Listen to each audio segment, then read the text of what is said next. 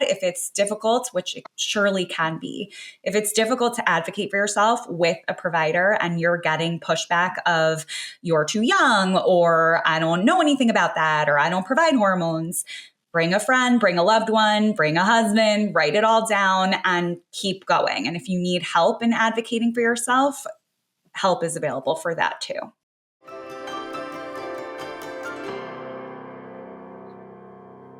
Have you been noticing brain fog, mood changes, sleep struggles, or even just a nagging sense of not quite feeling like yourself? For so many women, these experiences get brushed off as just stress or getting older. But if you're in your 30s or 40s, they may actually be signs of perimenopause, a stage of life that affects every woman differently, yet it is still so rarely talked about. Hi, I'm Dr. Sarah Bren, a clinical psychologist, mom of two, and host of Securely Attached, a podcast dedicated to helping parents understand the science and psychology behind parenting today. From child development to attachment science to parental mental health, each week we dive into a wide range of topics aimed to help you find overall well-being and family harmony. And joining me this week is Lauren A. Tetenbaum. Lauren is a therapist and the author of the new book, Millennial Menopause, Preparing for Perimenopause, Menopause, and Life's Next Period. In our conversation, we unpack what exactly perimenopause is, how hormonal changes can impact mood and mental health, and why normalizing this stage isn't just a women's issue, it's a family and a cultural one too. So if you've ever wondered whether what you're feeling could be perimenopause, or you just want to get a better understanding of this phase of your life for yourself or for someone you love, this episode will give you clarity, validation, and the language to make sense of what's happening and how to advocate for yourself.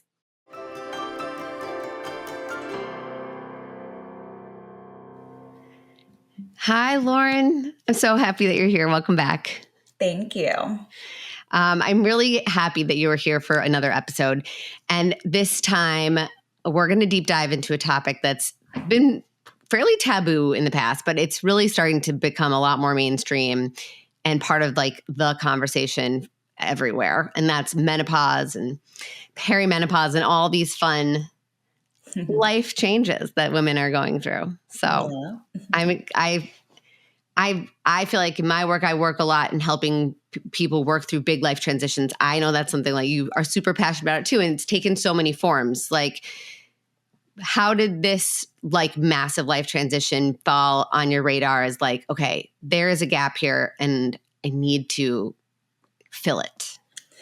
It's a great way of describing it because that is what I felt. I have always been passionate about women's rights, women's reproductive health. I specialize in perinatal mental health, as you and I have discussed and certainly have collaborated on in general. And I was approaching my 40th birthday. At the time, I was almost 39, and I realized I knew nothing about menopause and the next phase of life. And I met a woman named Ann Fullenwider who co-founded Alloy, which is a telehealth platform for midlife women. And I met her and all these other women at a networking event who were older and kept saying things like, I wish I had known that menopause can last 10 years. I wish I had known that it can knock me off my feet with my mental health. I wish I had known about resources.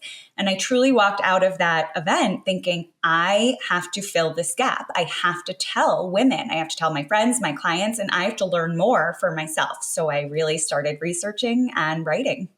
That's like the best way. I think that's why so many of like women go into maternal mental health is because we transition into motherhood and we're like, what is happening? And then now that ethos like seems to be picking up speed as like, you know, millennial women are entering this next phase. But I don't know, there's something different. Like I still think that there's a need for women entering motherhood to feel more like destigmatization, more support, less like gatekeeping of information. But I also think that revolution has already like, the ball is rolling there. There's more work to be done for sure. But like, yes, why is menopause still so shrouded in secrecy and like mystery among women even? A few reasons. I think it unfortunately does often boil down to misogyny and ageism. I think people, especially in American culture, don't like an older woman. They don't view her as valuable to society. That's been the way that our culture has been behaving for many years. And so, of course, it's internalized. Also, not for nothing, every woman will experience menopause differently. It's a unique, though universal experience. But some women many women do have hot flashes, and some women don't at all. And so it can be hard to make it a topic that everyone identifies with in the same way, but we don't have to. It is universal, and we just have to acknowledge it, normalize it, make it not embarrassing to talk about, and work towards destigmatizing it. Mm-hmm. Yeah. I feel like I don't want to go too deep into this rabbit hole because we could literally spend the whole episode talking about this, but can you talk a little bit about the difference between misogyny and internalized misogyny? Because I think a lot of women are like, I'm a woman and I believe in women's rights, so how could I be perpetuating misogyny? Oh, Sarah. Yes, internalized misogyny reflects the fact that our culture is so misogynistic that we don't even realize we're perpetuating gendered stereotypes or cultural expectations or the way that we think about what it means to be a woman or a mother. We're not even aware of it because it's around us through cultural traditions, through the media, social media, pop culture, the news, the way that news covers female figures versus male figures. Just take a look and see the difference, and you can spot it immediately if you're looking. But of course, we're not trained to look for it. We're trained to just consume it. And so we see the internalized misogyny all the time, even when we're saying things like, the school, oh, let me call your mom to see where you're getting picked up from today, or let me call your mom for a play date, things like that. That's a reflection of internalized misogyny. And if you've ever said things like that, you're not a bad person, you're not a misogynist, but take a beat and really consider, why are you thinking, oh, this is a job for the woman or the mother, and maybe reconsider. Mm-hmm. And I feel like we as adult women, I definitely have internalized misogyny. I was just thinking about this the other day. We were talking about a friend of mine, and we were talking about like weight loss and how it's like, oh, there's certain ways that people consider now, like if you lose weight in a certain way, you're cheating. I'm like, cheating on what test? Like what test? Whose rules are like being established? And that like, I think it's so interesting. And I think there are these like rules and tests that women are constantly being run through. And we put half the time it's just towards our own self. It's not even like internal misogyny towards other women. It's like about the way we view what we determine internally as having value or not, or being, we have a right to have struggle with this or we don't. And it goes back even, I'm thinking about just like my own, where some of the rigid rules about what it is for me, what I permit myself to do versus what I feel unentitled to. Goes back to like being a kid. Yeah, I was going to say, I wonder if your husband feels that way, and also the difference between how we raise our sons versus how we raise our daughters. And as millennials, we grew up with an awareness. I think we all kind of knew that the magazine covers critiquing women's bodies didn't feel quite right? We knew that that was icky. And yet we probably are a little more cognizant of our daughters' appearances than we are our sons. And maybe we shouldn't be. Yeah. And so, because you talk about this in your book, Millennial Menopause, which I have right here. And I feel like this is really important, which is like, you don't start this book at menopause. You don't even start at perimenopause. You start it at menstruation and like the beginning of this whole cycle of the female reproductive lifespan, because menopause historically has been sort of fragmented out of the story, but the reality is it is a piece of a full cycle in life for a very large portion of the globe. So let's start there. Like, why is there value in thinking about this as part of a whole rather than one thing? Sure. For me, it's all part of the same conversation, which is women's healthcare and access to healthcare. And that does often start with one's period. And the way that we talk about periods and tampons and hiding a pad up your sleeve and saying things like, oh, it's that time of the month, but you don't want to be dubbed a crazy hormonal woman or you're embarrassed as a teenager, that kind of attitude can continue through menopause. And as I was learning more about the menopause transition and how it can be really impactful on a woman's life from whenever she starts symptoms through her last period and a year later, I realized so much that this is so important to destigmatize from that beginning phase, from that first period.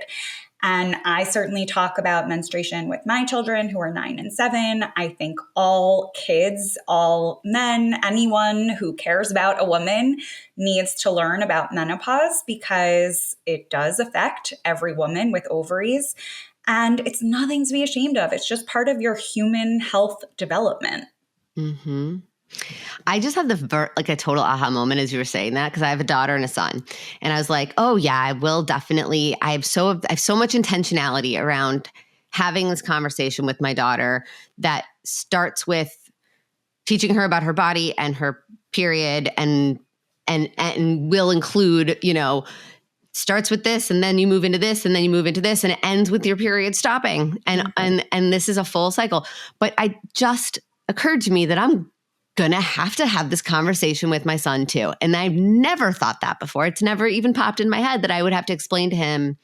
Like, my daughter's 6.5 and she pulled a tampon out of my bathroom cabinet. She's like, what's this? Can I play with this? And I was like, no, you can't play with that. She's like, why? And I'm like, she thinks it was cute, Yeah, and I was like, my kids think it looks like candy because of the wrappers. Yeah. Cute. Yeah. And I was like, well, because that goes in your vagina. And we'll talk about that another time.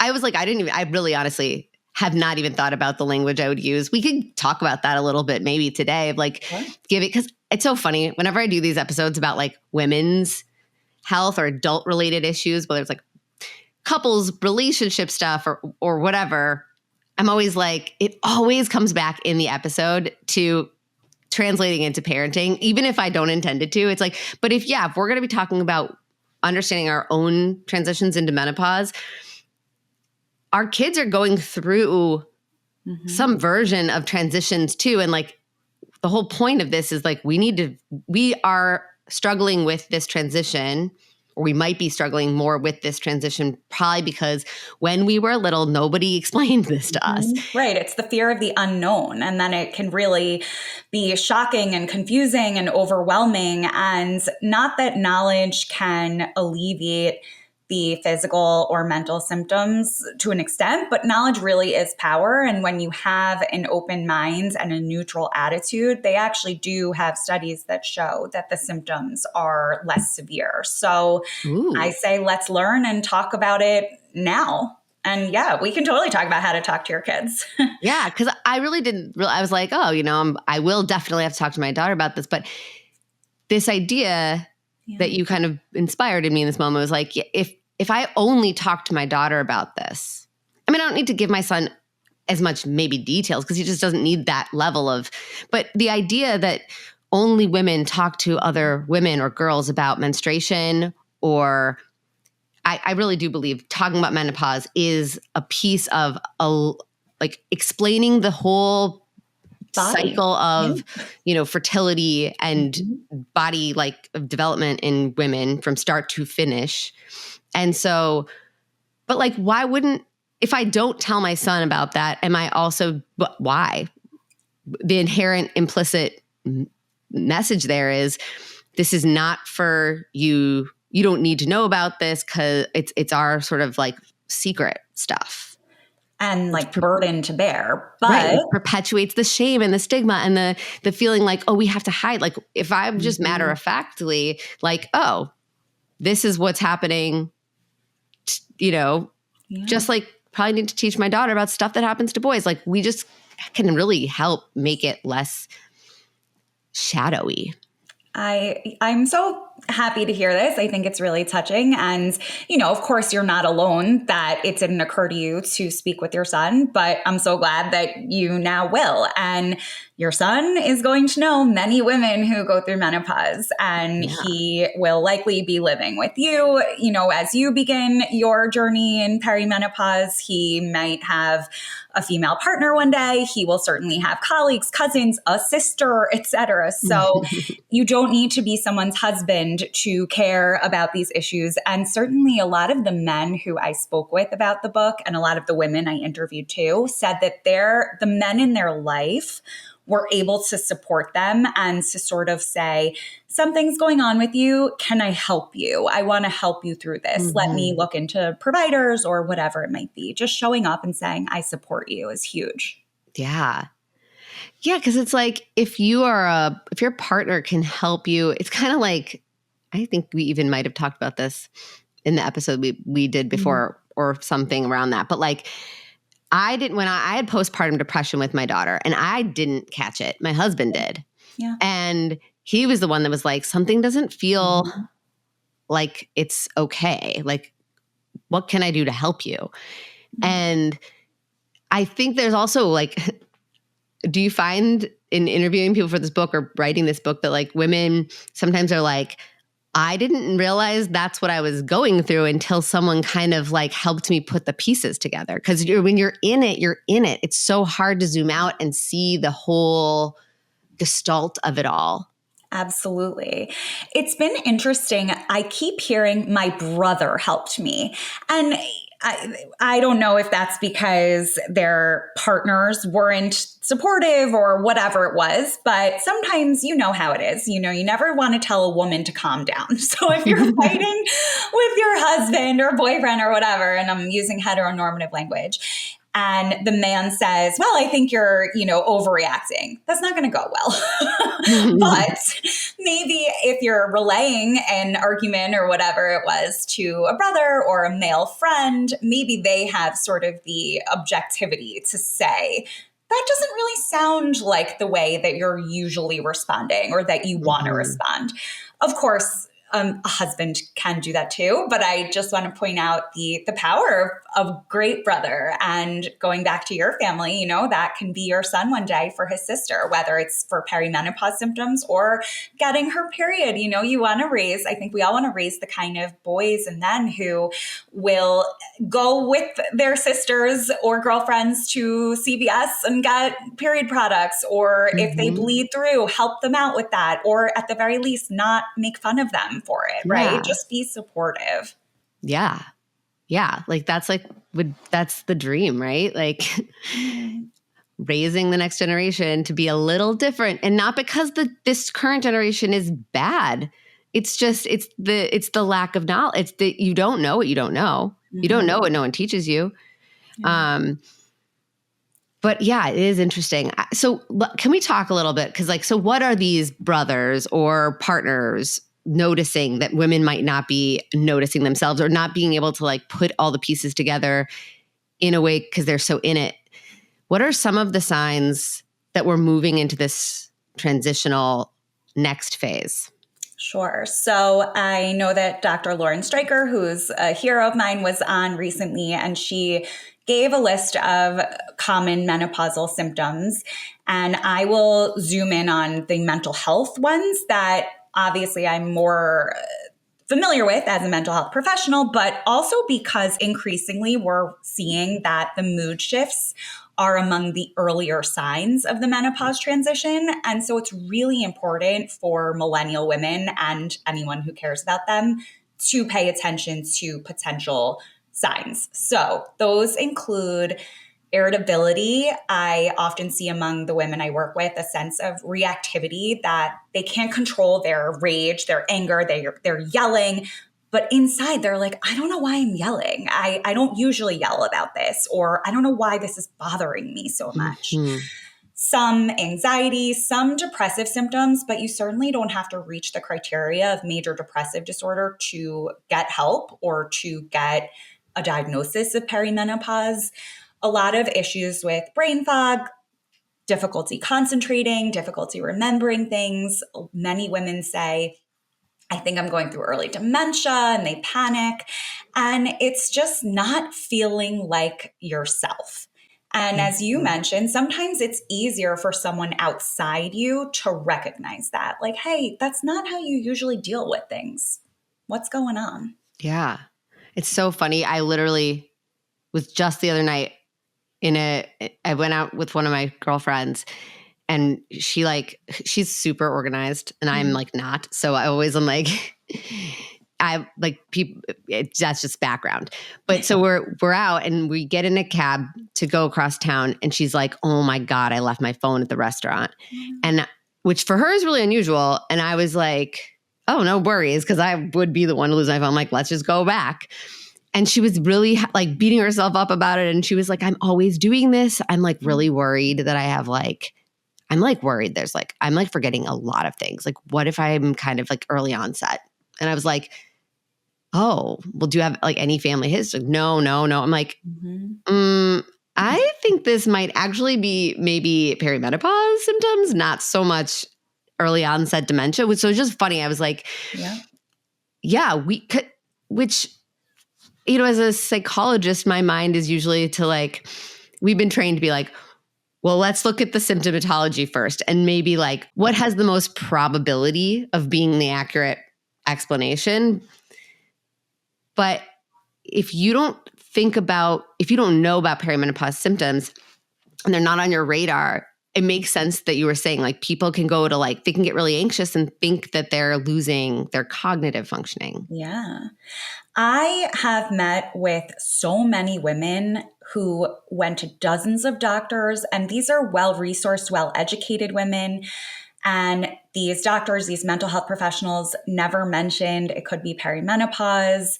They have been to inpatient psychiatric units. They have tried a variety of antidepressants, which absolutely are a valuable tool in our toolbox, but it wasn't helping. And it took them years to get the diagnosis of this is related to menopause, and here's some hormone therapy that is and ultimately was helpful.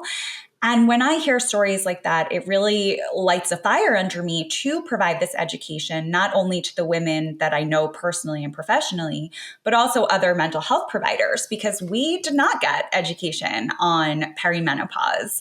And we really need to, because we are often the ones seeing women regularly and in front of us. And I do think it's part of our jobs to refer as needed to prescribers who can help with different medications, to provide psychoeducation around the fact that they're not losing their minds. This is biological. And of course, that help is available. That's really the main message. And even just providing that education, that help is available, that can go so far. Yes. Because I think, oh man, not having, like, feeling as though you are trying to advocate for yourself in the sense that you're saying, I don't feel myself, something feels off.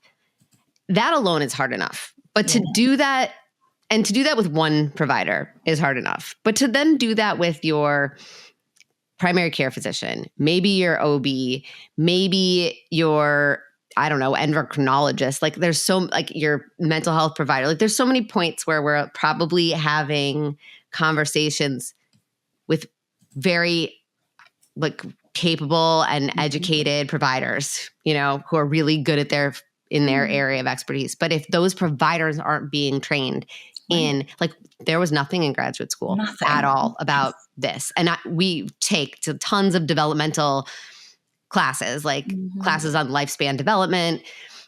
I remember very distinctly studying for the licensing exam and having to learn about like changes in thyroid hormones and how that can be overlapping with mental health symptoms and how that could be a differential diagnosis. And so we were even getting some hormone, crossover training, nothing about estrogen, nothing about this is not on there. No. So how can, is that changing? I don't know what's being taught in grad programs now or medical programs now. Do you feel like because on the provider level, we probably need people to be able to say oh, that's a differential, that's a rule out. Yeah. Well, as you alluded to earlier about sort of women's health in general, there's a lot of room for improvement on all levels. And the Menopause Society is the preeminent organization in the US for menopause providers. They recently announced an initiative for the next generation of providers to guarantee training and education in this area. We are seeing some states enact legislation around requiring certain menopause-related training for doctors, nurse practitioners, et cetera. It's an uphill battle, especially with what's going on in terms of funding for women's health and science in general. Yeah. But let's keep fighting. And I think conversations like these, whether we have listeners who are quote unquote lay women, regular people, or other professionals, the more we talk about it, I think the better off we all are.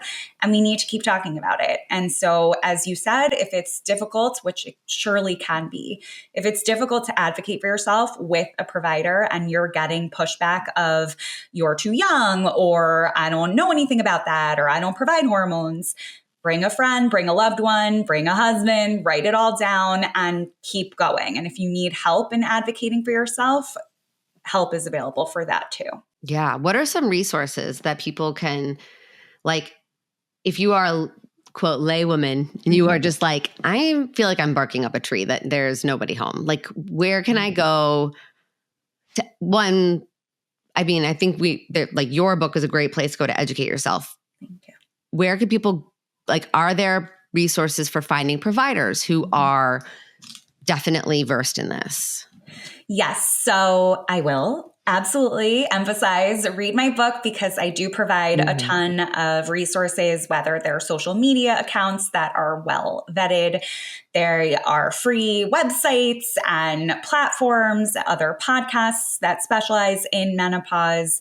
And the best way, I think, to find a provider who will meet your needs is to start the conversation with a provider that you trust. They may not be the provider who can provide full care, but at the very least, they can and should be able to refer you or to collaborate with you, to learn with you. And then if you do want a menopause specialist, the Menopause Society has a list of menopause trained providers on their website, menopause.org. And this very much is I think, grassroots movement in terms of women educating each other. So while every woman's experience will be different, the more you talk about it with friends and the more you hear on the ground referrals, especially if you want local referrals, I think that's great.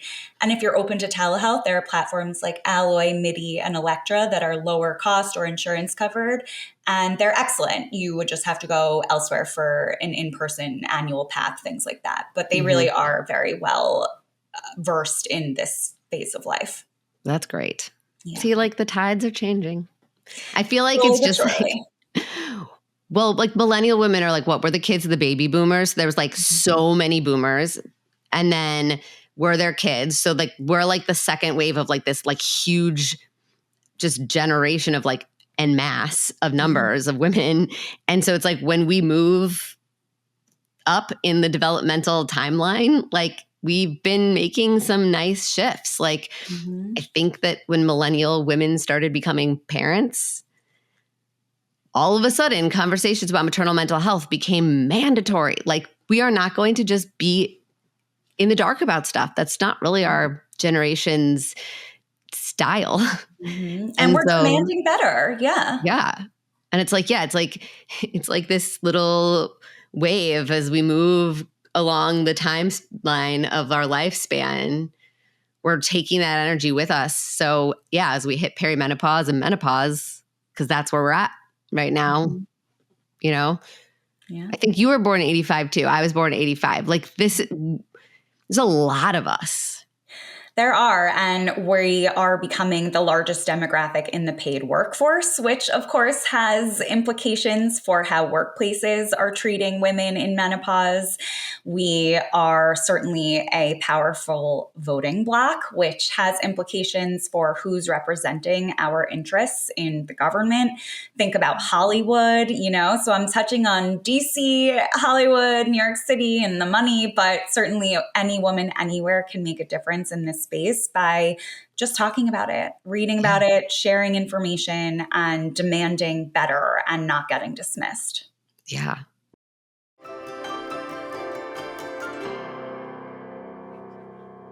As we're talking about perimenopause and the emotional and physical changes that come with it, I want to jump in and tell you a little about the supportive resources we offer at my practice, Upshur-Bren Psychology Group.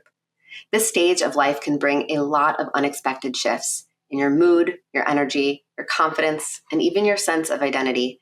And while these changes are a normal part of the transition, that doesn't mean you have to navigate them on your own.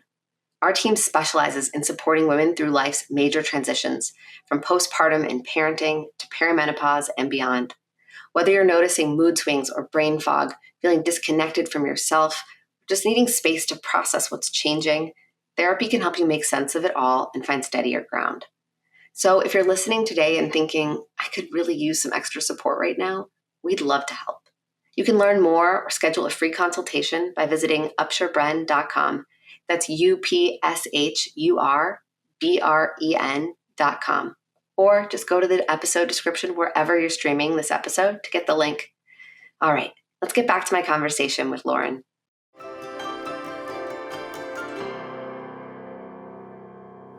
I want to empower women without saying it's your job to fix this. It's like, and really the task for most women isn't really to fix anything as much as it is to, like, the thing that would probably have the biggest impact is to tell your story to another human being, because it's just that one, like when we talk about things without shame, it has this like magical ability to like de-shame other people's experiences like instantly. Yes, it really does. And I think that's what's so beautiful about our jobs as mental health professionals, to sit in session and hear someone's story and validate them. And yes, provide advice and counsel, but not even, right? It's to hear their story and to hold space for that. And I love that I was able to collect the stories of so many women for the book and then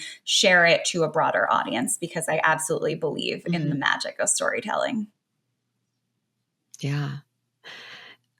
You don't have to answer this, but I'll put you on the spot. Were there any things that, like, in talking to women and hearing their stories, that you realized, oh, I was afraid. I had shame around that part of my own. Like, that was something I didn't realize I could say out loud. That's a good question. I don't think so. And partly that could be because I am quote unquote young. I now am 40 and I wasn't yet in the throes of the menopause symptoms. So I think it can be difficult to advocate for something or even to talk about something when you're really struggling with it. This wasn't an issue that I personally was struggling with as I set out to write and talk about it.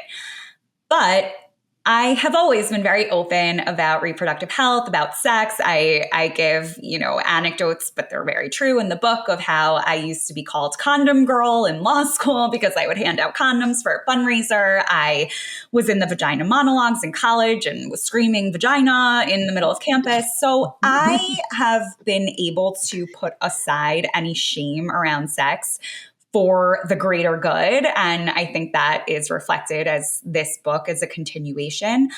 And I also think it's a lesson of, you might be far away from menopause, but you should still care about it. And in fact, it might be easier to talk about it now before you're struggling with it. So advocate for those workplace policies, research the doctors, know yourself before you're desperate and in the dark. Right. That's such a good point. Because the reality is, I could be wrong about this. Maybe it just wasn't something I was aware of, and it was there all along. But the term perimenopause, like, I kind of feel like for our parents, there was you menstruate and then you have menopause. You have kids in between, maybe. Yeah. But you're going to, then you're, but there's this idea of like, oh no, there's like there's more nuance to this. There is an on-ramp. These are phased and like very gradual changes that occur over a long period of time. Like even that feels like a new idea because people are starting to actually be like, hi, what the hell can someone please tell me what I'm experiencing? And I'm not afraid to talk about the fact that I'm experiencing something confusing to me. Yeah, I'm laughing because I'm thinking about the scene in Mean Girls, which, by the way, is referenced as the first line in my book, which is a fun pop culture filled book. But anyway, the scene in Mean Girls where they're doing sex ed and the teacher says something like, you get chlamydia and then you die.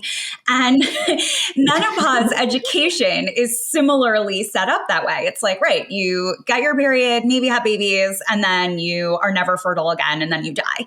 And it's like, no, we have whole lives in between periods and the end of periods. And we also, by the way, have whole lives post-menopause.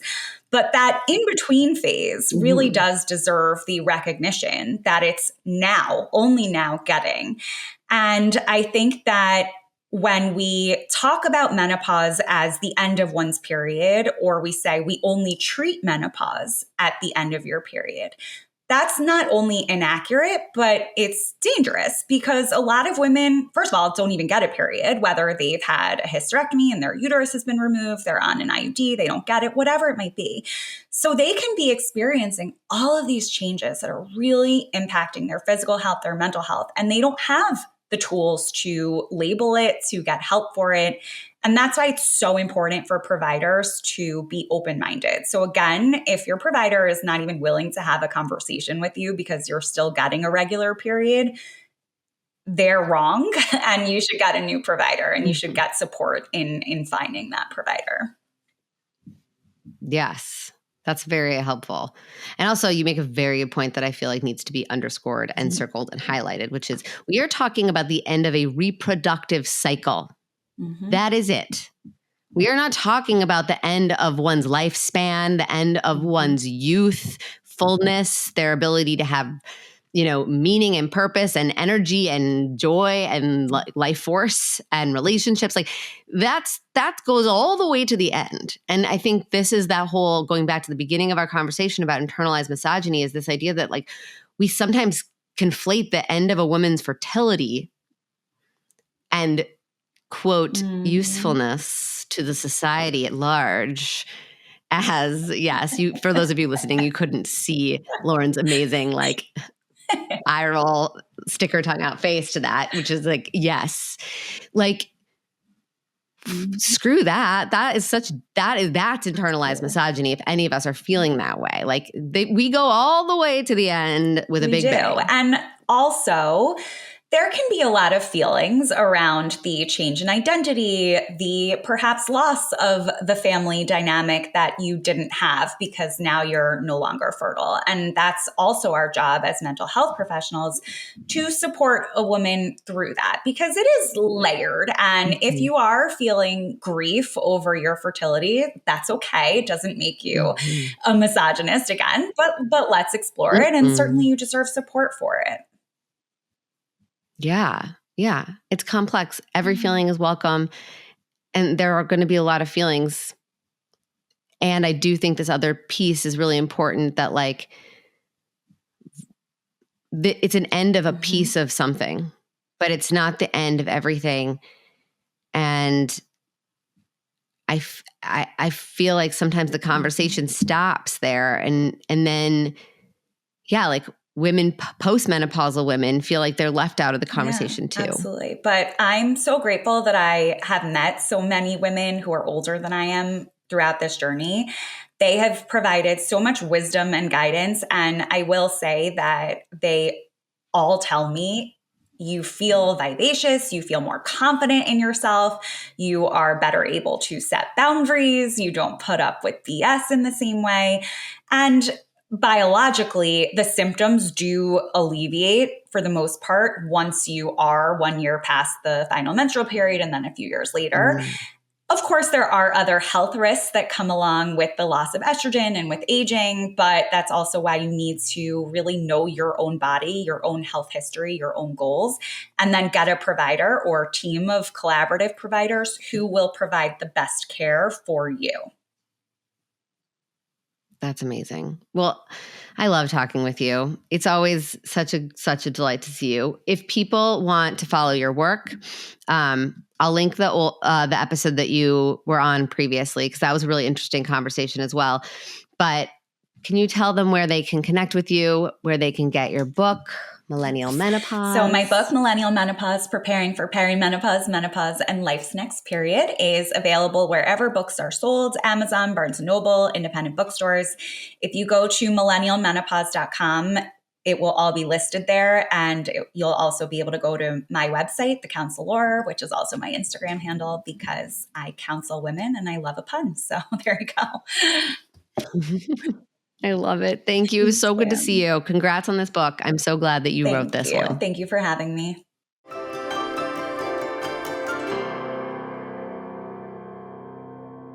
If you enjoyed listening to this conversation, I want to hear from you. Share your thoughts and your feedback with me by scrolling down to the ratings and review section on your Apple Podcast app or whatever app you're listening on, and let me know what you think of this episode or the show in general. Your support means the absolute world to me. And just a simple tap of 5 stars can make a real impact in how this show gets reached by parents everywhere. So thank you so much for listening, and don't be a stranger.